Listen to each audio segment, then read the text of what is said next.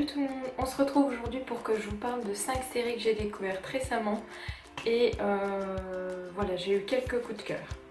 Alors on va commencer par la première, c'est Atypical, donc atypique en français. Donc c'est une série qui a été créée en 2017 par Robia Rachid, je ne connais pas du tout. Donc c'est une série américaine dans le genre comédie dramatique. Donc elle est en cours, la saison 1 est terminée, il n'y a que 8 épisodes et c'est un format de 30 minutes.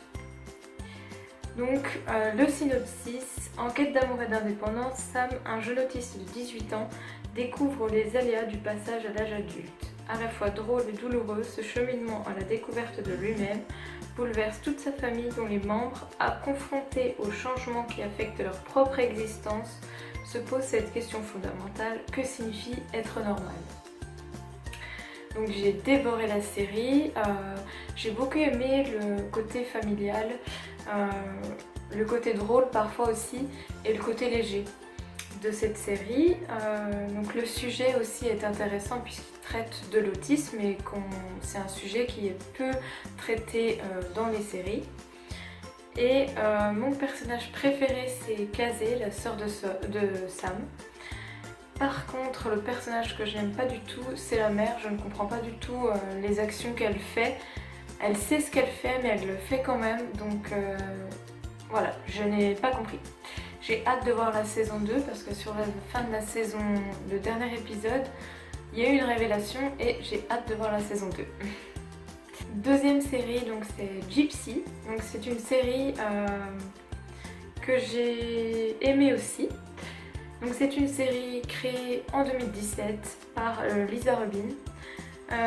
En acteur que je connaissais dedans, il n'y a que Naomi Watts. Voilà. Les autres, je ne connaissais pas. Donc c'est une série américaine du genre drame thriller. Donc les épisodes durent 52 minutes. Et je viens de voir que la série a été annulée, donc il y a quand même eu une saison de 10 épisodes. Donc c'est à regarder quand même. Le synopsis, donc c'est une thérapeute se met à jouer à un jeu dangereux lorsqu'elle s'immisce dans la vie des personnes impliquées dans l'entourage de ses patients. Donc c'est une série aussi que j'ai dévorée en très peu de temps. Les intrigues ont été longues à venir, je trouve. Mais une fois que ça allait un peu plus vite, j'étais stressée pour certaines actions dans certains épisodes. Donc c'est une série qui est vraiment psychologique.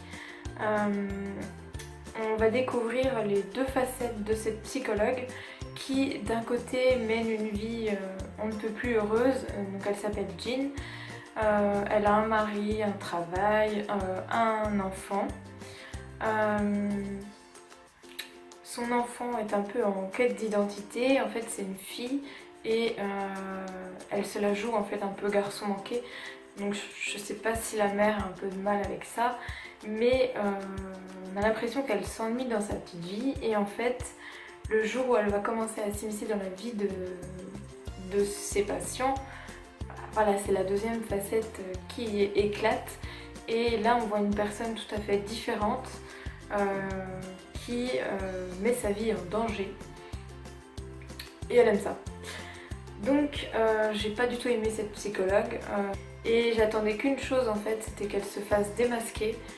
Bon, à la fin elle a été démasquée par une personne, mais en fait quand on regarde, on voit en fait qu'elle attendait que ça, que cette personne découvre qui elle était, donc je suis un peu déçue.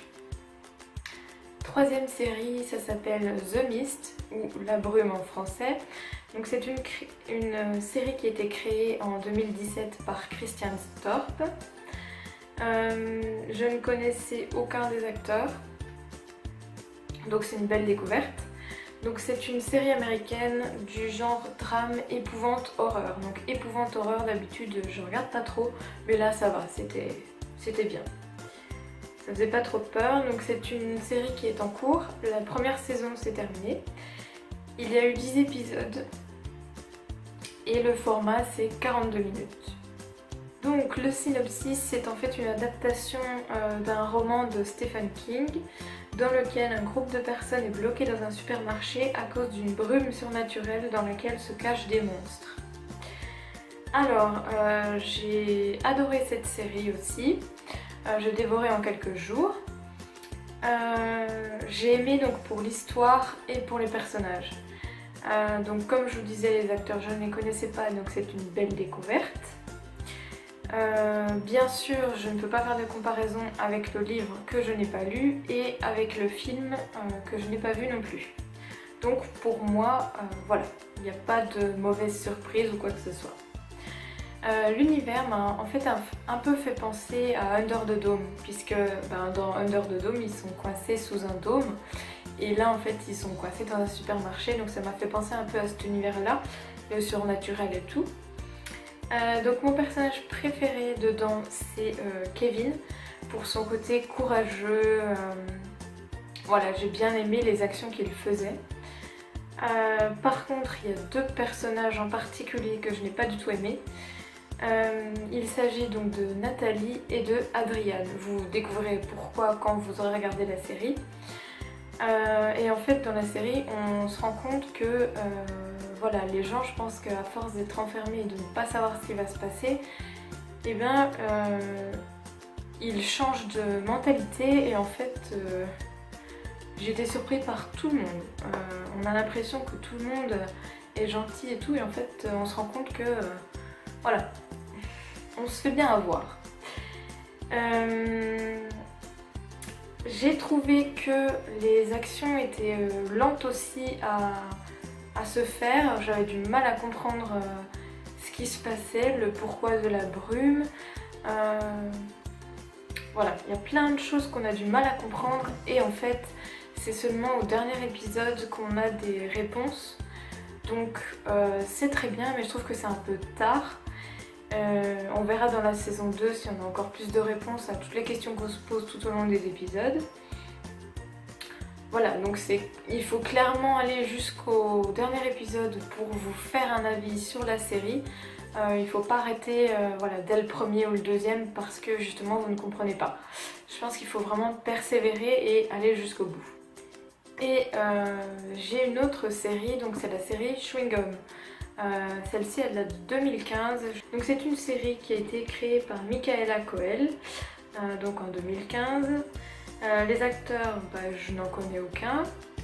C'est une série britannique. Alors j'ai pas l'habitude de regarder des séries britanniques, donc peut-être que c'est aussi ça qui a fait que pour l'instant je ne sais pas trop quoi en penser.